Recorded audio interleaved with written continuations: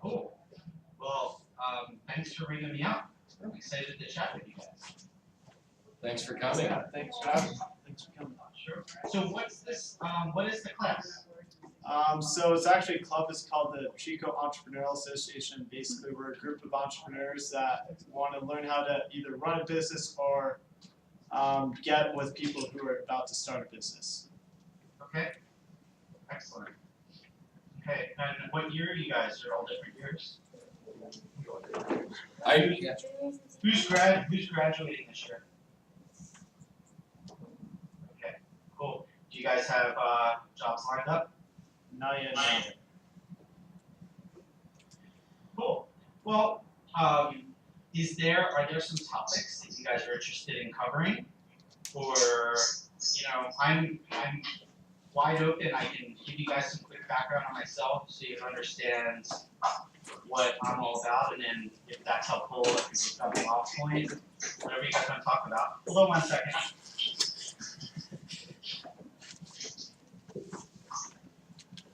So, what do you think? How do you guys want to manage this? Yeah, if we can learn about your background and your favorite experiences through it, maybe that can help us see what kind of questions to go towards. Also, maybe some of the the biggest problems you see with pitches. I think that would be pretty good for some of us. The startup pitches? Yeah. Okay, cool. Okay, so I'll just quickly go into my background. I won't bore you guys, but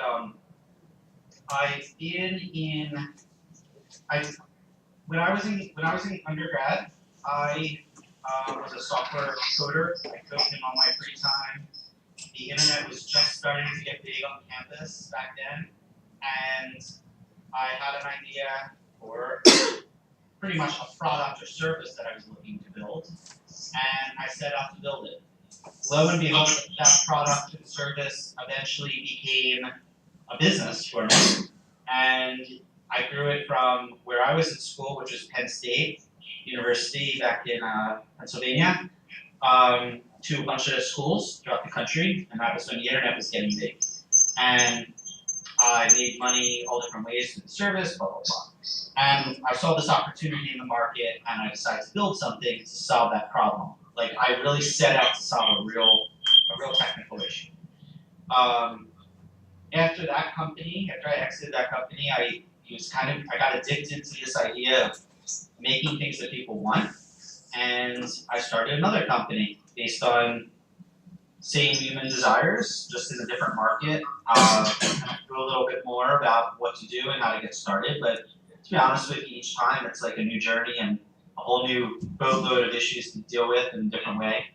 But I've had 3 companies over the years, and then about 5 years ago, are you raising your hand? Yeah, I don't mean to cut you off, but I wanted to ask this question before you kind of went deeper into your explanation.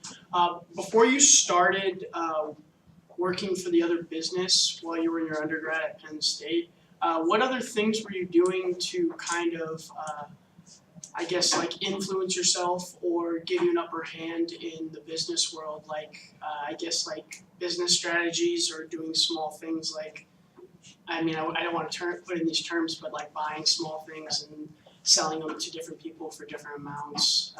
Yeah, what I did was I started out as a drug runner, and I would just buy really cheap weed and then resell it, cut it up, and sell it to other people, and that's how I got my early entree into this whole entrepreneurial business. But actually, I didn't really ever get into that. But, plenty of my fraternity buddies were into that. I decided to keep it a little cleaner. But to be honest with you, I had no fucking clue what I was doing. Okay? I knew how to write code really well. And that's because I've been coding since like 6 years old, whatever. Like, I just liked coding. I was a total nerd. And, but like I was a nerd that like really walked around and looked at the world in awe, and was like, I always looked at the world with eyes wide open, just looking for inspirational opportunities. Like, I wasn't closed-minded, I guess you could say. And when I started my business, it started as like a technical product. It was just a product. And then I realized, shit, it takes money to run this product, okay? So I worked backwards. I'm like, okay, I built this software, now I need some servers to run it on. And back then there wasn't this thing called the cloud. You actually had to like set up and build your own servers. So I decided, okay, I needed a loan. Well, the only thing I had as collateral was a shitty little car that like my parents had given me to go off to college in. So I wrote a business plan, but I had no idea how to write a business plan. So I couldn't research it on the internet. So I like went to bookstores and I read stupid fucking books about how to write a business plan. Those books were useless, but they taught you basics. They're like, taught you that you need to figure out your costs. You need to figure out what your prospective revenue is going to be. You needed to write an executive summary. You needed sort of like a product roadmap, basic stuff that by the way, I would never really recommend anyone waste their time with much of that shit. But like, I wrote a business plan. I took it to a local bank on the street corner at my school, and they decided to give me the loan. I mean, it was only, just understand though, it was only $8,000 that I was looking for, which is kind of laughable, right? But I didn't have any resources then. So I took the loan. My car was technically collateral if like if I defaulted. And with that $8,000, I like set out to build some servers and set up the company like with the hardware. And I think I incorporated. Yeah, I definitely incorporated. And I was the only stock owner. I didn't even understand what stock was other than I was 100% owner of this thing. And that was the beginning. Anyway, my point is, I learned on the job. I learned on the fly. And to this day, I look back and I'm like, that was probably the best MBA I could have ever gotten. I didn't go on to grad school. I barely even graduated college, technically. I just learned everything by doing it the hard way. And to really more specifically answer your question, I would just recommend being good at something that you care about. And if you care to start something that's like sort of a digital type of company, then I always tell kids that are in school, I'm like, if you want to start something digital, whether it's a mobile product, a website, whatever it is, then learn some basics like HTML, design, learn your way around things like Photoshop, learn what HTML, CSS is, learn how to build a basic mobile app, learn how to prototype things, learn the concepts of what it takes to rapidly iterate and build something. And you can learn that all different ways. Like, you don't need necessarily to take classes for it. You can just read books, watch videos, and actually the best thing is just pick a project and do it beginning to end. Because I believe that the best power is giving yourself the skill set so you don't need to lean on someone else to help you make the first version of your product. Because typically when you have a wild idea in your head, you're not sure what it's going to look like. You don't know what you even really need to make it work. So you just you toy around, you tinker. And, your time is kind of free. But the minute you try to employ or hire somebody else to do that design for you, or HTML, or iOS development, that's when it gets expensive. So learn the basic skills, as many as you can, to build your first version yourself. It's going to get you really far. A lot of people learn that by going to hackathons. Those are good, those are good learning stomping grounds, and also to meet people that have complementary skill sets to yours. And that can really help get a product launched. You meet somebody who's a designer, you meet somebody who's a coder. Maybe you're the guy with the marketing or social media skill set. So doing things in teams is really valuable. So, and people pick their co-founders in college. You're asking, what are the skill sets to kind of get something going? When you pick your co-founder in college, you don't pick your best friend. That's actually the worst thing you could ever fucking do. Because you and your best friend are pretty close already. They're like-minded, that's why they're your best friend. So what you need to look for is somebody with complementary skill sets. Somebody that maybe once in a while you want to grab beer with them, but the truth is once in a while you butt heads, they have a very different worldview. they just see the world and do things differently than you. Those are often the best complementary skill sets for like a business founder. I mean, you both have to have the same like moral compass, of course, but so it's always easier to do the journey when you have somebody there with you that can go through the ups and downs with you. So that's all I'll say on that. Hey Jeff, we actually have a pitch competition coming up next Friday here, which students are able to get 90 seconds in front of a panel of judges with no support, no PowerPoints, no nothing. Do you have any recommendations or advice you could give to students who are maybe pitching for the first time? Yeah, yeah. I mean, do you know if any of these ideas are already like up and running, or are they all just ideas? They're mostly just concepts. Yeah, they're mostly ideas and concepts. Okay, so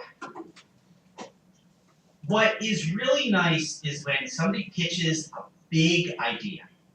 Okay, you lead. So first off, you tell me straight out what is the problem you're trying to solve. Okay, and then you tell me, well, how big of a market opportunity is that idea? And then you kind of go into very quickly how you're going to get there. So if you tell me, I'm going to solve I'm going to eliminate all. My goal is to eliminate all guzzling vehicles. I'm going to do this by building an electric car, and you tell me just how you're going to actually go about that. But you lead and you pitch with a big idea. People want to get inspired. Saying that you're going to start a local store that specializes in selling shoes isn't that inspirational. However, saying that you're going to start a local shop that maybe specializes in legalized marijuana products because there is a giant market for legalized marijuana in California now, that's actually pretty interesting. Like, what's going to make you better at this business than the other guys down the street? People want to know what your unfair advantage is. And it's all right to say that in your pitch. You're like, my unfair advantage is that I know more about this market than anyone else out there because I grew up in a household where my parents, did X, Y, and Z. Or like, what gives you this unfair advantage to build this business and start the idea? Or maybe it's a tech idea and you're a great developer or you're a great designer. So explain the size of the idea and the size of the market. Explain how you're going to do it and what differentiates your service from like every other offering on the market. And that's the basics. The people, go ahead, sir. No, I didn't want to interrupt. I have an unrelated question somewhat. Oh, go ahead. Cool. Well, I have a million questions. My name's Miles. I'm actually not a student. I snuck in here. I'm in a small, shared office space incubator for startups downtown, and I've had the recent experience of, building products start to finish with my team. We launched for iOS, Android. It's a social app called Party Pick. And I think what we found is that we kind of missed the mark on product market fit by potentially a lot. And we kind of hopped on a bandwagon. So I'm back to evaluating ideas. And I mean, as a VC, you probably evaluate ideas and teams all day. So my question has to do with evaluating ideas. What are some of the most, if you had to pick 3 questions you ask yourself when evaluating an idea, maybe is there a huge inefficiency here? Or what are the things that you really look for to evaluate an idea in the framework that you invest in? So it sounds like you're a mobile guy, right? And it sounds like you're maybe focused on some mobile stuff for your ideas. My mobile checklist, when I'm thinking about mobile, you can kind of think of Maslow's hierarchy of needs. And you want to think about, well, what kind of needs does this product solve? And you want to think of frequency of use as a major vector when considering building a mobile service, for example. It's like, how often are people going to use this? Is this service going to be top of mind? Okay? It's really important. And what problem does this service really solve? On the flip side, not every service solves a problem. Snapchat, in theory, solves no problem, right? Never really did. But it became an idea that caught fire, and people liked the basic premise of it, and that's what ignited it. When you think about Instagram, Instagram actually solved a very simple problem. It made everybody who took photos, which there were a lot of in a growing community of, into a professional photographer with one flick of your finger. You could apply a filter. So what people used to have to do through a Photoshop, they can now do on their phone in a half a second. And it made average looking photos into professional photos, and then it made you cool that you could create those photos and then you wanted to show them to people. So what kind of problem are you solving? And is the service incredibly easy to use, especially on mobile? Coming up with ideas it's no small feat. Obviously, we all know that. And when you decide on an idea, you've got to realize that no business gets built overnight. You're going to invest years into it. So, what idea is big enough that it's worth your time, right? Because you could build a company that's sells for $5 million, or you could build a company that sells for $1 billion. It's probably going to take you the same amount of time to build both those companies. So, and you're going to have the same sleepless nights, shitty days, lots of hard work. So you might as well aim for the big company and the big idea, right? The thing is, you often don't even know how big your idea is until you really get into the thick of it, which is that's a fun thing. I'm sure Zuckerberg didn't know how big Facebook could be when he first started it. So, but you should work on something first and foremost that you're passionate about, that you could see yourself doing for a pretty long period of time. Got it, thank you. And by the way, when I meet founders and they're pitching me on ideas, passion is a huge aspect of whether or not I even decide to learn more about their company. When you guys are out there pitching, your passion has to show. People need to feel your energy and excitement about the space and wonder, why is this person so fucking excited about this idea? I want to learn more, And always remember that your little pitch that you're doing, that 90-second pitch, the goal of that pitch is not to get funded. The goal is to get to a first meeting. And that's the whole point of the elevator pitch. You say enough to get somebody excited about the idea and about you, that they actually say to you, hey, why don't we grab coffee, or why don't you come to our office and pitch us, in a more formal format.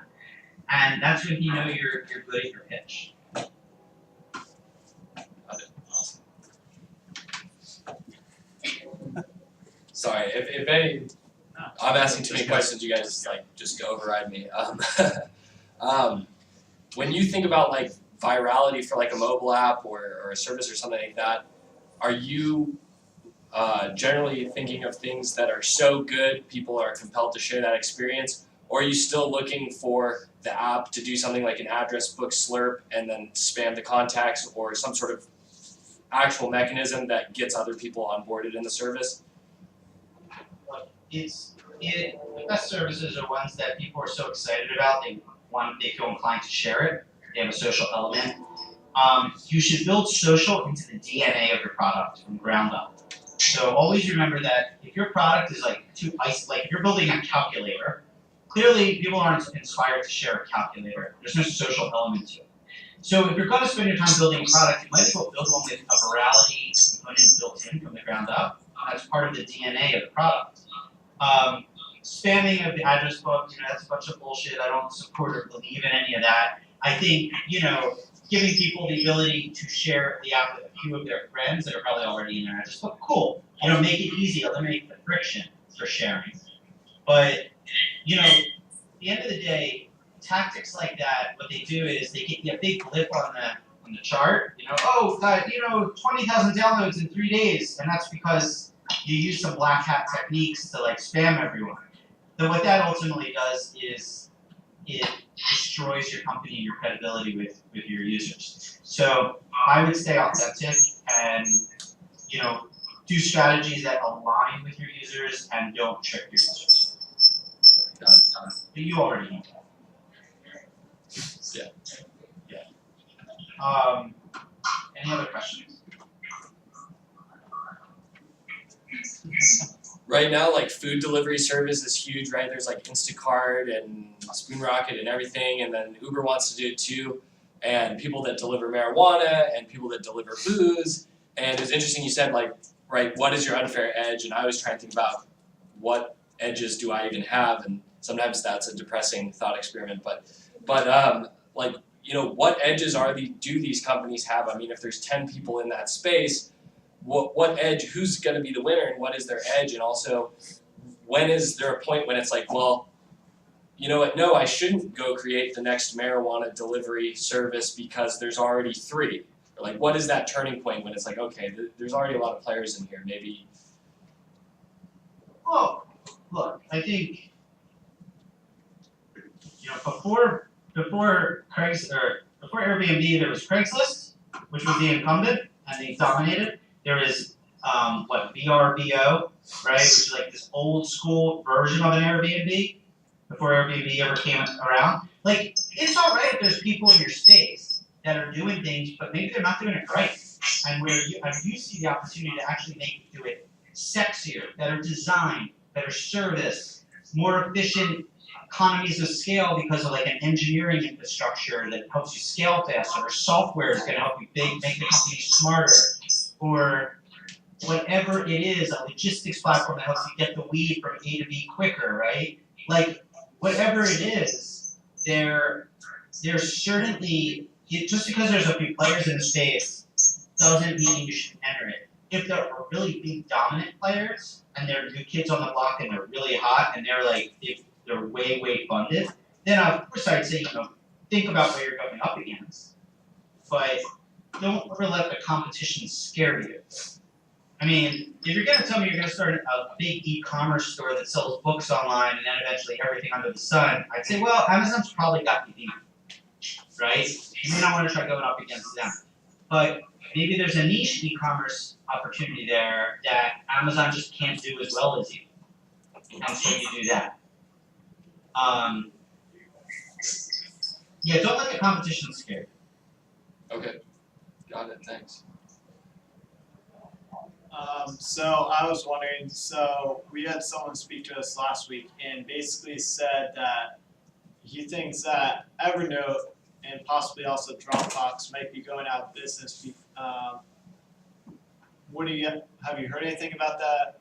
Do you think it might be true? I mean, I wouldn't say their journey is over. They've hit rough times, right? Differentiating in the market with storage is really hard, and like what your offering is. Ultimately, both companies offer storage. Storage is a commodity now. You know, getting people to pay for it is hard.